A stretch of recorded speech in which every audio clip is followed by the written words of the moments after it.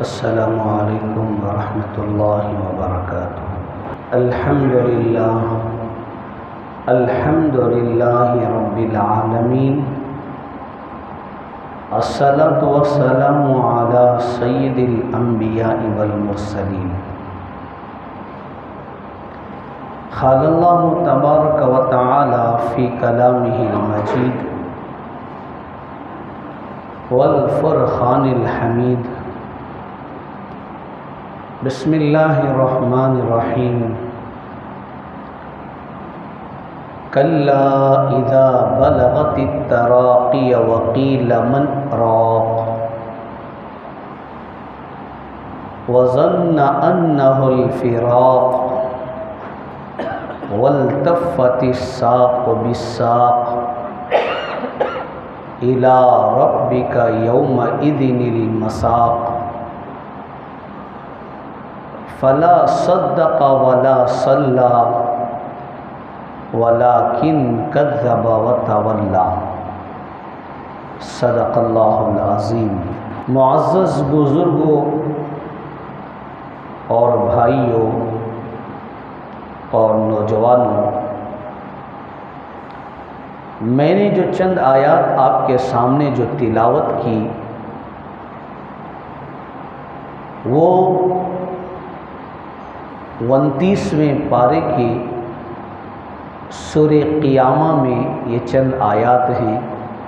اس میں اللہ تعالی دنیا میں ہی انسان کو آگاہ کر رہا ہے، ایک دن تمہارے ساتھ یہ سب چیزیں ہونے والی ہیں، اور انسان کو اپنے عیش اور مستی خوشی میں آخری وقت تک پتہ نہیں چلتا کہ ہمارا آخری وقت کیسا ہونے والا ہے۔ ہر انسان اس کوشش میں آج لگا ہوا ہے کہ میں بینک بیلنس کیسے بناؤں، روپیہ پیسہ میرے پاس کیسا آ جائے، اور تمام کی چیزوں سے زیادہ میرے پاس ہو، اور ایسی چیزیں میرے پاس ہو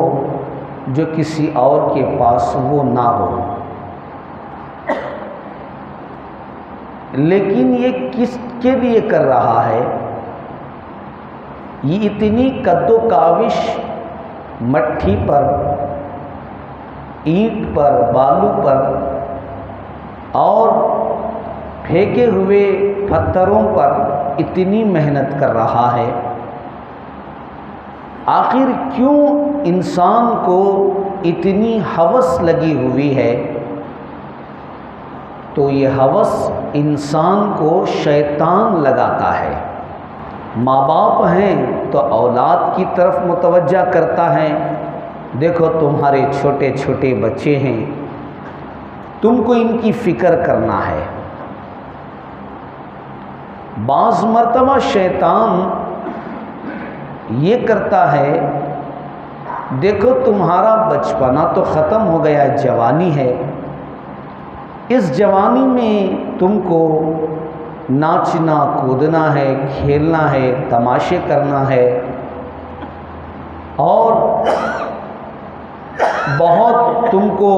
موج مستی کرنا ہے،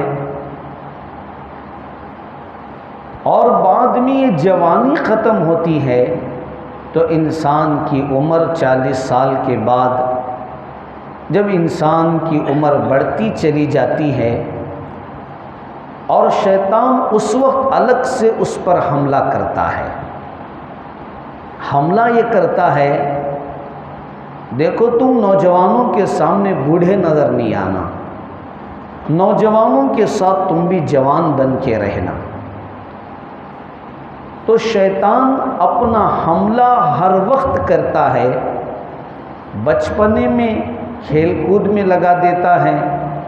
جوانی میں موج مستی میں لگا دیتا ہے، بڑھاپے میں جو ہے اپنے گھر بار کے خیالات لگا دیتا ہے، تو اب انسان کو عمل کرنے ہی نہیں دیتا۔ اس لیے اللہ تعالیٰ نے سورہ یوسف میں صاف ارشاد فرمایا، ان الشیطان للانسان عدو مبین، شیطان تمہارا اوپن دشمن ہے، کھل کر تمہارے ساتھ دشمنی کرتا ہے۔ جب ایسا خالق، ایسا مالک ہم کو آگاہ کر رہا ہے، دیکھو شیطان ہے وہ تمہارے ساتھ کھل کر دشمنی کرے گا، لیکن تم اس کا جواب اپنے اچھے اعمال کے ذریعے سے دو۔ شیطان تمہارے ذریعے سے کوئی اچھا کام ہونے نہیں دیتا تاکہ کسی کا بھلا ہو جائے، اور انسان کے ذریعے سے بھلائی والا کام ہو، شیطان یہ پسند نہیں کرتا۔ تو اسی چیز کو اللہ تعالیٰ نے بارہا فرمایا، دیکھو ہر جاندار چیز کو ختم ہونا ہے، کوئی چیز دنیا میں باقی رہنے والی نہیں ہے، یہاں تک کہ اللہ تعالیٰ موت کو بھی لا کر ذبح کر دیں گے کہ موت کو بھی ختم کر دیا جائے گا، اب کسی انسان کو موت بھی نہیں آئے گی، کیونکہ فیصلہ ہونے والا ہے۔ ایک دن جنت کا اور جہنم کا فیصلہ ہوگا، نیک لوگوں کے لیے جنت کا فیصلہ، برے لوگوں کے لیے اس کے قید خانے جہنم کا فیصلہ ہوگا۔ وہاں کا جو فیصلہ ہے وہ اٹل اور حتمی فیصلہ ہے، اس کے بعد اس فیصلے کو کوئی جو ہے سفارش نہیں کر سکتا کہ آج اس کا فیصلہ بدل دیا جائے۔ اس لیے انسان کو بتایا گیا یہ دنیا پوری کی پوری دارالعمل ہے، یہاں عمل کرنے کی جگہ ہے، چاہے تم کیسے بھی عمل کرو، وہ عمل اخلاص سے ہوگا، اللہ کو راضی کرنے کے لیے ہوگا، تو وہ عمل تمہارا قابل قبول ہے۔ اگر تم نے عمل اللہ کو راضی کرنے کے لیے نہیں کیا گیا، قیامت کے دن اللہ بلائیں گے کہ تو نے جو عمل کیا وہ عمل کی کارگزاری سنا۔ اللہ تعالیٰ سے وہ کہے گا، اے اللہ میں نے ایسے ایسے کارگزاریاں کیا، ایسے ایسے کام کیا، تو اللہ کا فرشتہ کہے گا اس کی فہرست نکال کر اسے بتاؤ، اس نے جو یہ کام کیا یا لوگوں کو خوش کرنے کے لیے کیا یا مجھے خوش کرنے کے لیے کیا۔ تو اب اللہ تعالیٰ سے اس فہرست میں جو ہے نکال کر جب دیکھا جائے گا تو اللہ کی فہرست ہے جو اللہ تعالیٰ انسان کو کرامن کاتبین دونوں فہرست پکڑے ہوئے ہیں، ایک اچھا لکھنے والا بھی برا لکھنے والا بھی۔ اچھا لکھنے والا یہ کہہ دے گا کہ یہ اللہ کو خوش کرنے کے لیے نہیں، برا لکھنے والا یہ لکھ دے گا کہ یہ لوگوں کو خوش کرنے کے لیے یہ کام کیا گیا تھا۔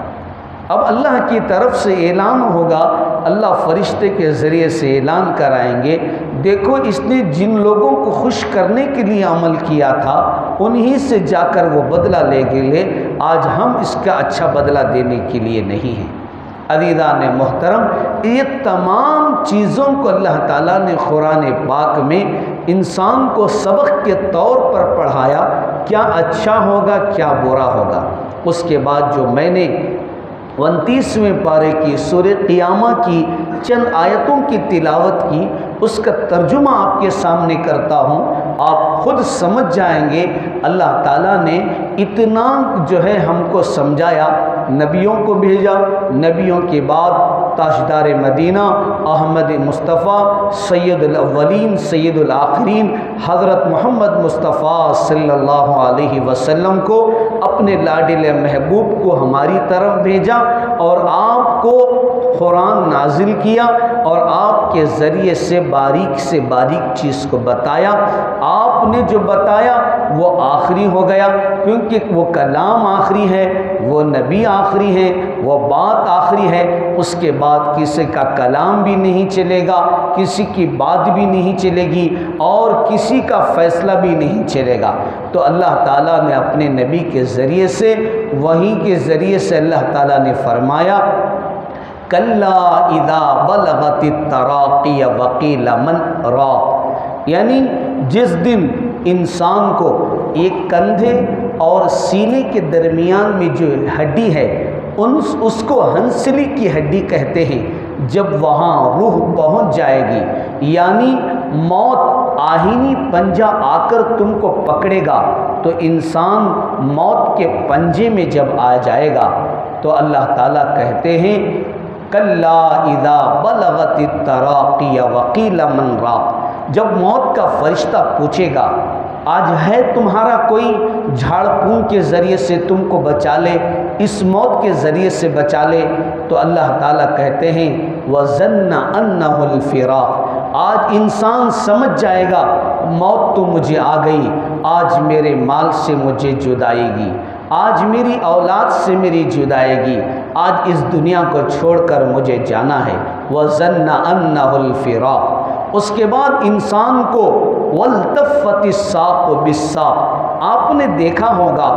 جب کسی جانور کو آپ ذبح کرتے ہیں یا تو دم نکلتے وقت اپنے پیروں کو زور سے یوں مارتا ہے، تو اسی طریقے سے اللہ تعالیٰ نے اس بات کو صاف بتایا وَالْتَفَّتِ السَّاقُ بِالسَّاقِ، ساق کہتے ہیں پیر کی پنڈلی کو، ایک پنڈلی دوسرے پنڈلی میں ملائے گا، سختی سے اپنے پیروں کو یوں کھینچے گا، پھر اپنے پیروں کو یوں مڑوڑے گا، تو اللہ تعالیٰ کہتے ہیں کہ وہ اپنی پوری طاقت اپنی پنڈلیوں پر ڈال دے گا تاکہ اس کی جان بچ جائے، لیکن وہ جان بچنے کے لیے اس کو جان نہیں نکالی گئی، اب اس کو اس روح اور جسم سے جدا کرنے کے لیے اب اس کو روح نکال لی گئی ہے۔ وَظَنَّ أَنَّهُ الْفِرَاقُ وَالْتَفَّتِ السَّاقُ بِالسَّاقِ، اب انسان کی موت آ جاتی ہے۔ إِلَىٰ رَبِّكَ يَوْمَئِذٍ الْمَسَاقُ، اب اس کے بعد انسان کی پنڈلیوں سے روح نکل جاتی ہے، تو یہاں تک کہ اب اس کو کہا جاتا ہے إِلَىٰ رَبِّكَ يَوْمَئِذٍ الْمَسَاقُ، چل اب اللہ رب العزت کی طرف، تیری روح کو لے کر فرشتے چل جاتے ہیں، اور فرشتے اگر وہ روح نیک ہے تو اللہ تعالیٰ کا حکم ہوتا ہے اس روح کو بڑے اچھے انداز میں ہمارے پاس لے کر آؤ، کیونکہ اس نے ہماری فرما برداری کی ہے، اس نے ہمارے حکم کی تعمیل کی ہے، پامالی نہیں کی۔ اب اس روح کو ہمارے پاس لے کر آتے ہیں، یعنی اللہ تعالیٰ اس روح کی حفاظت کے ساتھ لے کر آنے کا حکم دیتے ہیں۔ جب اللہ تعالیٰ کا نافرمان مرتا ہے تو جس طریقے سے آپ نے جو ہے کوئی گھر تعمیر ہوتے ہوئے جو ہے سرے پر سرا رکھا ہوا دیکھتے ہیں اور وہ بانڈلی کو یوں پھینکتے ہیں، تو فرشتے بھی اس روح کو یوں پھینکتے ہیں۔ عزیزان محترم، پھر اس کو اللہ تعالیٰ نے فرمایا فلا صدق ولا صلی، اس نے اللہ اور اس کے رسول کو نہیں مانا، اس نے جو ہے اللہ کی بھی بات کو نہیں مانا، اس کے پیغمبر حضرت محمد مصطفیٰ صلی اللہ علیہ وسلم کی بات کو بھی نہیں مانا، یہاں تک کہ فلا صدق ولا صلی، اس نے نماز بھی نہیں پڑھی، اللہ کا حکم بھی پورا نہیں کیا۔ اس کے بعد کہتے ہیں وَكَذَّبَ وَتَوَلَّى، جب اس کو اللہ کا حکم آتا تھا تو اپنی وہ پیٹھ پھرا کر یوں چلا جاتا تھا۔ تو آج اللہ تعالیٰ کہتے ہیں آج ہم بھی اس کا چہرہ دیکھنا نہیں چاہتے، اس کی روح کو وہاں سے ہی جو ہے اعلی سجین میں پہنچا دو، نیک لوگوں کی روحوں کو اعلی علین میں پہنچا دو،